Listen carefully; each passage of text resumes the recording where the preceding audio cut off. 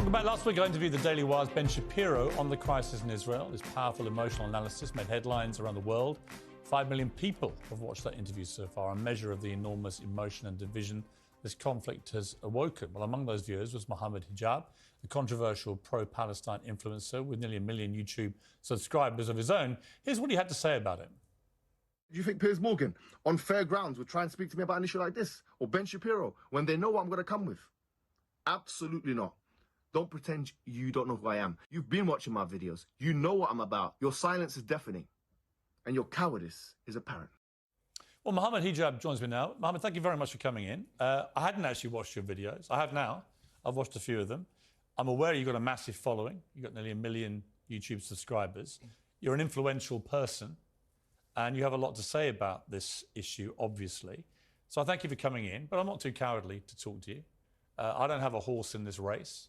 I think I've tried to straddle a divide of being fair-minded with all sides. I've had all voices on the show. I commend you for that, actually, to be honest, for bringing me on. But do realise I did caveat that with on fair ground. So let's hope that this interview is conducted. I intend to be completely fair. Yeah, sure. I promise you, because all I want to get to here is a real sense of what is going to happen. We can all look back at. We can all look back. Let me just. We can all look back. Before that, Piers. Yeah. Sorry, if you want to say fair grounds, you introduced me as a Palestinian controversial. I actually corrected myself. Right, so... I said pro-Palestinian. I meant to say pro-Palestinian. So why did the word controversial come into play? I think you're controversial. So are you. Yeah, I wouldn't deny So is that. the ambassador. Why didn't you introduce her in that manner? I'm happy to say that to many people, her views would be controversial. So why didn't you introduce me as the Oxford graduate? Do you want to be introduced as that? Yes. OK, you're an Oxford graduate. Go ahead. OK. No problem. You can be introduced as anything you like, frankly. It makes no difference to the debate. Let me ask you this. Where were you when you heard about what happened on October the 7th? I was at home. What was your reaction when you heard? I was actually very sickened by it. And this is something I do want to put on the table because I think it's fair for people to know this. In our religion, we do not believe, okay, as a Muslim, I am a Muslim, and I do not believe in the killing of any man, woman, or children, non-combatants. That is not despite the religious teachings. That is because of the religious teachings. So in terms of condemning Hamas and just jumping straight into it, I condemn not only Hamas, but any other entity, okay, wherein it's proven that this has been done, that the killing of combatants has been done. Therein, I condemn any party that does it. Any party that kills people or strikes at people where it's more probable than not that it will hit a civilian target, I condemn them. And that's why I condemn the IDF.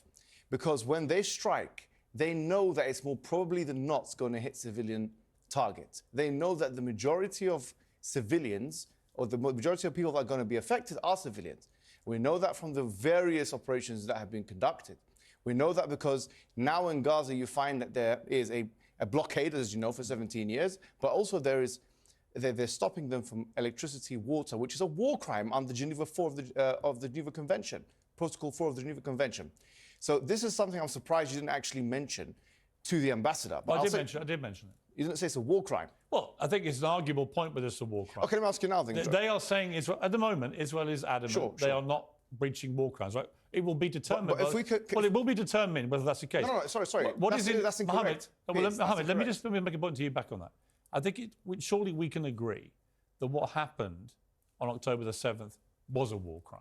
I mean, when people are taking grandmothers and executing them, kidnapping young children, when they're killing babies in their cribs, we can agree that's war crime, right?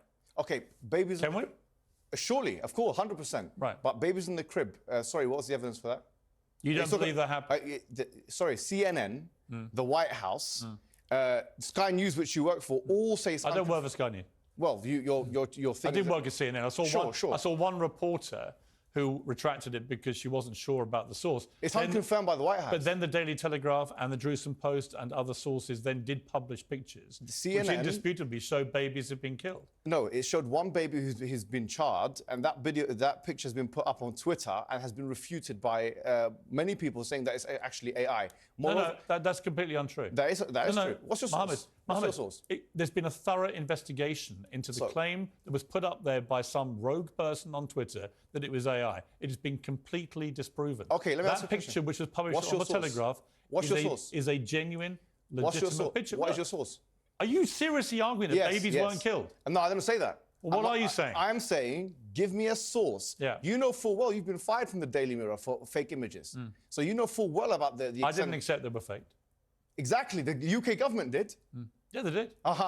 So, Because the UK government, just to be clear, Sure. had waged, in my view, an illegal war in Iraq. So you're allowed to go against the government, hang on. and I'm not allowed to go against the Israeli government. Of course you're allowed to. So tell me now, what's the You source? seem to be making a lot of presumptions about me, Mohammed. Yes, because you had softball questions I was for the your editor. ambassador of No, they weren't. I put all the questions to the ambassador.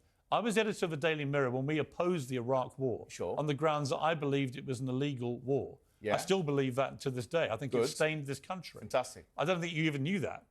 I did know that. Right. But that's not the point I was making. I was making the point that if you're allowed to go against the government in their classification of an image, then if you have pro-Palestinian activists who are saying, actually, we need to see a source, shouldn't they be entitled to that? The Daily Telegraph published on page 3. Should they be entitled to that, yes or no? You're talking about, the Daily Telegraph yes or said no? they had independently verified the picture, Mohammed. No, excuse me. If you're saying that their verification is wrong... No, excuse me. Primary source in academia, I know you've done a journalism degree, which is, frankly, is not relevant to what we're talking about here anyway. Probably is to journalism, yeah. No, it's not to this conflict. But we academics require primary source evidence in order to make it. The Daily Telegraph said. The Daily Telegraph said they verified the picture. That's a secondary source. Fine. You may say that's a secondary source. You may say that's a secondary source. Well, you may say you don't think it's genuine. I don't agree with you. But the wider point. That was my point. But I said I want a source. I just want to see the evidence. I don't know what we're arguing about here. You're not contesting that babies were killed. No, I'm saying I want to see the evidence. So why are you picking on the semantics of the veracity of one picture, which has been verified by British journalists? Why are you picking on that? British journalists are some not an example authority. That somehow this wasn't as bad as it seems. British journalists are not an academic authority. You know that full well. You've been fired from Daily Mirror for that very purpose. What I'm saying to you is this: putting this issue to the side, I think you're trying to use this as a red herring to move away from the bigger issues. What red herring? This is a red herring because already 1,023 children have been killed in Gaza. That's why. And you didn't ask the ambassador that question. I literally asked the ambassador. No, I said 3,000 people have already been killed in a week in Gaza. Gaza. Well, you didn't ask her whether did you even listen to my interview with the ambassador? I did listen, but excuse me. Well, don't put words in my mouth or say I didn't ask a question. Let me ask you a question. Do you condemn the killing of those children by the IDF? I tell you what I condemn.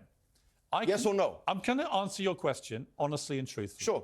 And because I've tweeted about this, right? Oh, okay. I think that what happened on October the 7th was one of the worst atrocities I have ever had to read about or watch on video. It happens every day in Palestine. No. So why do you care about that? It actually doesn't. It doesn't. It does actually. Yes. No. The Israeli forces. I've got the stats for that. Israeli forces do not go. Cast-led, Wait a minute, protective Mohammed. edge. Go and check it out. Mohammed. Israeli forces. Cast-led, protective edge. Israeli forces don't go into Gaza on one day and grab grandmothers and kill babies in their beds. Okay. And hold on. Rape and abuse women. So, rape, is there any evidence for that? It's been multiple reports in multiple mainstream media publications. Well, you're going to sit here and deny everything, No, right? I'm not denying anything. You are. No, I accept that some civilians have been killed. I do accept this.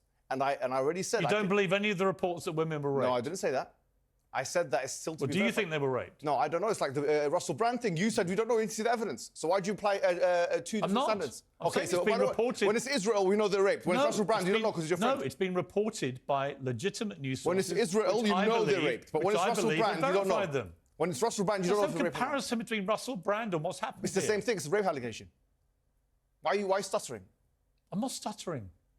You are stuttering. You don't have anything You're to say. contesting every single thing that I'm saying. Yeah, that's and that's I'm saying the point to of you, an argument. at the end, 1,300 people were brutally 2,000 murdered, people have been killed on the other side. Abused. 2,000 people have been killed on the other side. I said that to the ambassador. Okay, but do you condemn that, yes or no? I don't think so. You refuse to condemn? No. You do refuse to condemn. Why are you putting words in my mouth? Because you're not condemning it, are you? What do you want me to condemn? Israel's right. Excellent. What do I want you to condemn? Yes. I want you to condemn the fact that the IDF, knowing that it's more probable than not, pressing buttons from the sky, killing innocent civilians, 1,000 of them children, that is a war crime and that is not acceptable morally. Just like you condemn the other one. Is it condemnable or not? I believe, given the scale of what Hamas did on October the 7th, Israel is entitled to kill children. No, that's not what I said. Go ahead. They're entitled to defend themselves with force. Okay, excellent. Then the question becomes, Mohammed, it's an interesting debate. Sure. If, as it seems to me, you believe too, Hamas are not a force for good, do you believe that? Well, I think that anybody who kills children and those elements of Hamas who are killing children... Right, so we can agree. So we agree. So my point is, if Israel's purpose is to rid the world of Hamas after the atrocity of October the 7th, How do they do that, given that Hamas embeds itself in civilian areas in the way that it does? Everyone knows that in Gaza. Okay. How do they do that Excellent. in the surgically clean way that you seem to think they should be doing? Okay, can I say... How do you not kill civilians? Beautiful. I don't like any civilian death. Do you mind if I answer the I question? don't endorse any civilian death. Well, no, do I don't condemn it, though. Hang on. Yeah. No, and here's why. Because I support Israel's right to defend itself. Beautiful. Now, can I say something? No, one more point. So then you can reply. Sure. But the question then becomes, what is proportionate? Okay. What is a proportionate response? Okay. I don't have the answer. Excellent. Because I don't know what a proportionate response to 1,300 murders is. When 260 young people at a music festival, most of them peace-loving people enjoying themselves at a festival, when they get slaughtered by people paragliding in with machine guns, I don't know what the proportionate response is. Peirs, let me respond to So can you tell me? You've spoken for about 2 minutes. You didn't do that with the ambassador, by the way. I'm just showing you're saying fair, but you're not being fair. I've said what I want to say. So let me paint a picture. I will be fair. Sure. I'm genuinely interested in what you have to say. All right, excellent. You're from Irish descent. You know that there was an IRA in Belfast and so on. Okay, so let me ask you a question now. If there was IRA in Belfast and they were occupying council properties and so on, and then we have a plane of RAF going to destroy that council property, destroy all of Belfast, flatten it, as one representative said, Gottlieb. The IDF said that. One of the IDF members said that we will flatten it completely. That's what we want to do. We don't care about accuracy, he said. We care about damage. That's what he said. You didn't question her about that. But anyway, if the RAF were to then go into Belfast and flatten, as the IDF and these guys want to do, if they want to flatten Belfast with all the white people, I'm going to use the term white, all the white people, council estates living in there, with the excuse that we're doing it because it's proportionate defense to the terrorists. What would you say about that? Here's what I would say to you. Is that acceptable or unacceptable? Here's what I would say to you. Yeah. The IRA committed a series of atrocities over numerous decades. They targeted, in their eyes, military and political targets. They usually gave some form of warning, not always. Okay. They were terrorists. No, they were terrorists. Sure. They never, ever went out one day and committed the barbaric slaughter of 1,300... Irrelevant. No. If they did. Sorry, it's not irrelevant. If they did. No, Mohammed. They did. Here's why it's not irrelevant. Okay. They never did. But if they did, would you accept the RAF to flatten By the way, Belfast? there were outrages committed by the loyalist paramilitaries too. My question is, here's my point. If they did, would you think it's acceptable They or never not? came close to committing an outrage on that scale. If they did, is it acceptable to flatten Belfast? They never went in and kidnapped grandmothers or killed babies in cribs. If they did, is it acceptable or not? They believe they were fighting for better or worse, and I believe for worse, and that's why I'm glad peace was found. They believe they were fighting political and military targets. I'm trying to bring it closer to home to you. You're trying to compare apples and oranges. No, I'm not. Yes, you are. It's you that's doing that. The only comparison that I would say that we saw from October the 7th and what Hamas did is with ISIS. Excuse me. That's the only comparison. Do you mind if I... Let me ask you a witness. question. A Palestinian... And ISIS were taken out, by the way, with planes... Me. No, here's my... You didn't do this with the ambassador. I'm going to finish You did this with Ben Shapiro, which you gave the show to him. No, hang on. I'm giving you plenty of time. No, you're not. I'm giving you plenty. You asked about the analogy of a plane flying over and targeting... But you didn't answer my question. But that did happen, Mohammed, with ISIS. Would you accept Belfast to be flattened or not? Yes or no? Wait a minute. It never happened, so the like for like isn't relevant. It's a hypothesis. It's hypothetical. It's not. I don't do hypotheticals. You don't do hypotheticals? No, let's deal with reality. Okay, let's deal with reality. Mohammed, let me finish. Then you can answer. So you don't answer the question? No. Here's the reality. The British public can see this. Here's the reality, right? British public can see this. Yeah, they can see it. Yeah, go on. They listen to the debate. Keep going. Right? For what it's worth, I think it's a good debate to have.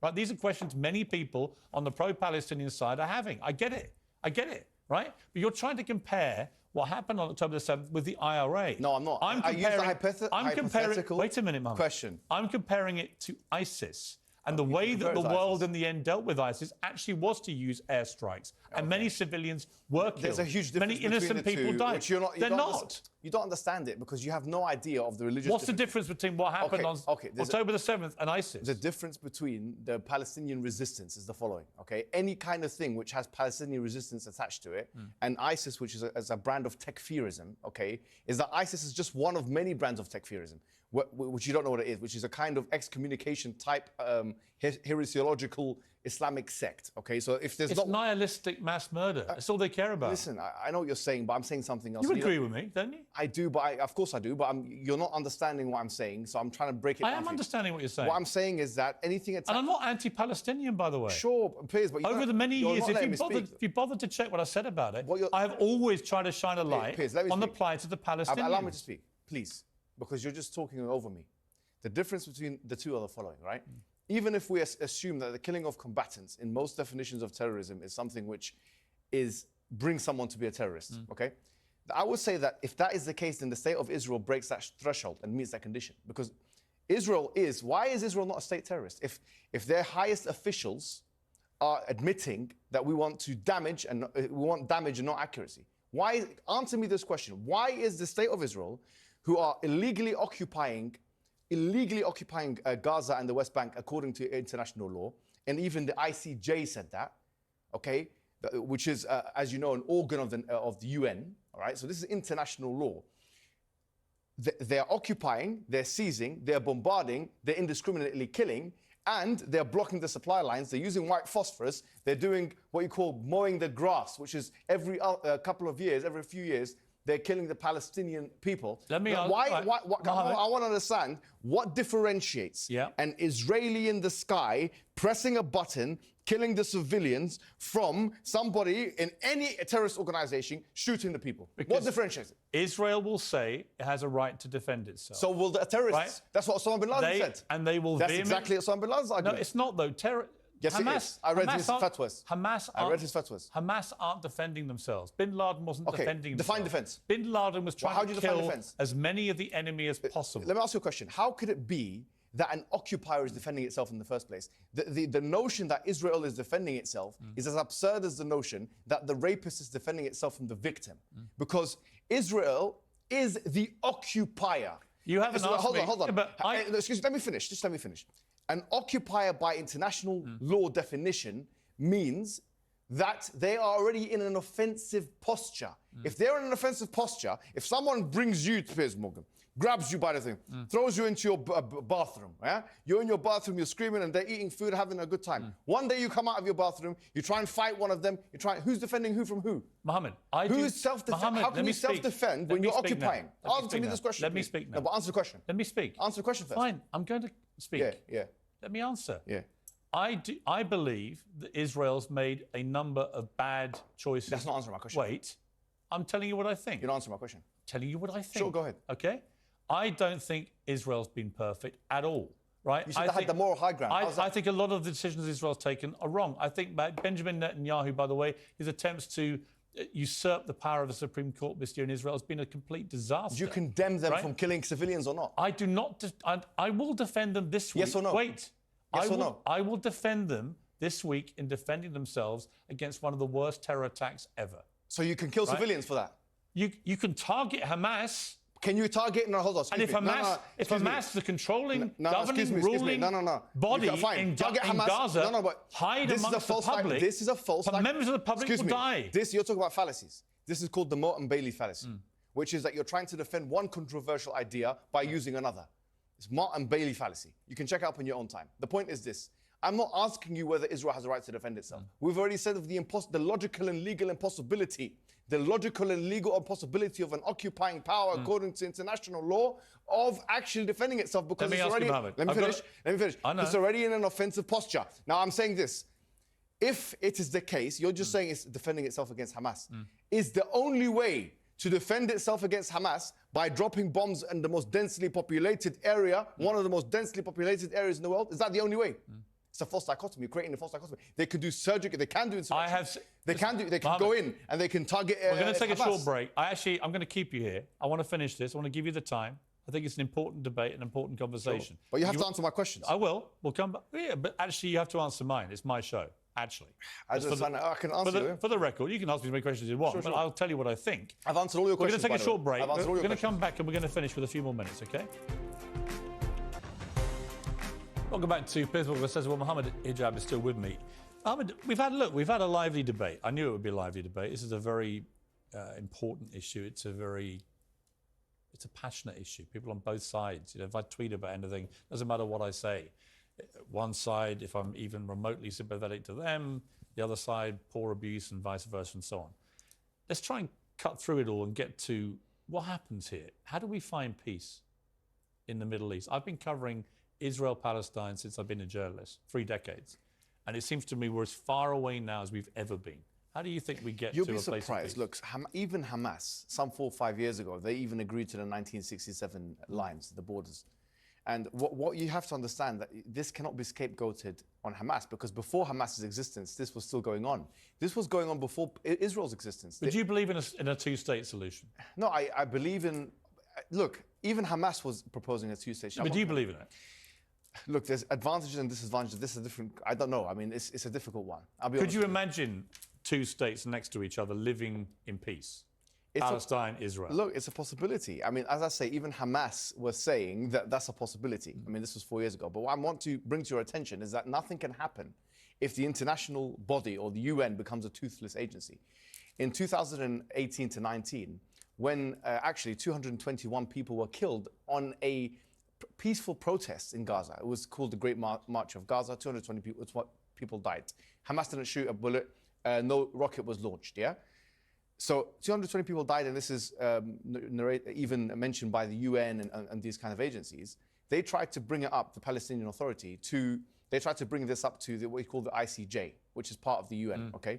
What happened is the Donald Trump administration, they threatened to freeze the assets of the ICJ, which tells you the following. What are the Palestinian people to do? Because the fact of the matter is, if they try and bring it up... Let me ask you... let me finish the point. Let me just finish the point. If they try and bring it up... We're running out of time. That's why I'm jumping in. But if they try and bring it up to international law, it's thwarted. I do think international law matters. Sure.